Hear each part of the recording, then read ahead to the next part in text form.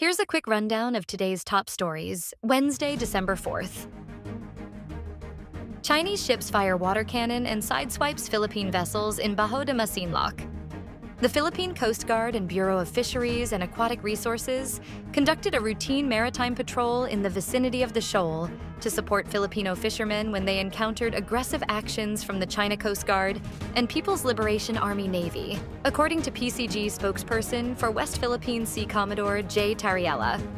The Philippine Coast Guard and Bureau of Fisheries and Aquatic Resources conducted a routine maritime patrol in the vicinity of the shoal to support Filipino fishermen when they encountered aggressive actions from the China Coast Guard and People's Liberation Army Navy, according to PCG spokesperson for West Philippine Sea Commodore J. Tariela. The PCG has yet to disclose if there was any damage sustained by the PCG and BFAR vessels. Shear line and amihan to bring rains over parts of Northern Luzon. The Philippine Atmospheric, Geophysical, and Astronomical Services Administration said on Wednesday, December 4, that the effects of the shear line and the northeast monsoon, or amihan, may continue over parts of northern Luzon in the next 24 hours. Pagasa said cloudy skies with scattered rains and isolated thunderstorms brought by the shear line will prevail over Cordillera Administrative Region, Ilocos Norte, Ilocos Sur, and the rest of Cagayan Valley. A shear line is caused by the interaction of warm air from the Pacific Ocean, or easterlies, and cold air from the amihan, which results in rainfall.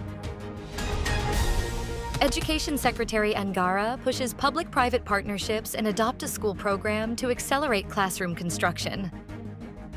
The Department of Education announced on Wednesday, December 4th, that Education Secretary Sunny Angara is exploring public-private partnerships as a key solution to address the perennial problem of classroom backlogs. He stated that the department is pushing to implement PPPs or public-private partnerships, which means large-scale projects, bulk constructions, and 1,000 classrooms, bidding and offering them to the private sector for construction. Philippines' public debt ratio rises while private sectors are down in the third quarter amid slower economic growth. The Philippines' public debt as a share to gross domestic product rose in the third quarter alongside slower economic growth, even as private sector debts continued to fall before the onset of downward interest rates. The latest global debt monitor of the Washington-based Institute of International Finance, released on December 3, showed that the Philippine government debt ratio inched up to 57.4% at the end of September 2024 from 56.7% a year ago. South Korean president declares emergency martial law and accuses the opposition of anti-state activities.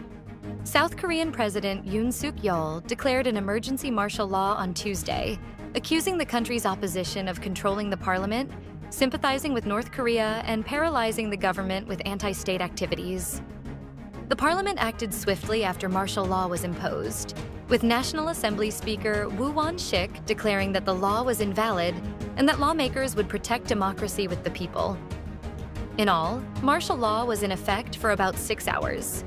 Filipinos in South Korea have been advised to remain calm amid the declaration and the immediate lifting of martial law in the country.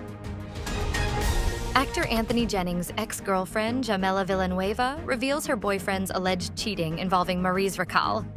Jamella Villanueva, the non-showbiz girlfriend of actor Anthony Jennings, has exposed his boyfriend's alleged infidelity involving actress Maris Racal that led to their breakup. On her Instagram stories, Jamella shared screenshots of Anthony's private conversations with Maris. Recently, Anthony confirmed her breakup with Jamella, but he did not give any details. While in July, Maris confirmed that she and singer-composer Rico Blanco have broken up. Stay updated with the latest news. Visit our website at www.mb.com.ph or follow us on social media. Thanks for tuning in to the Manila Bulletin.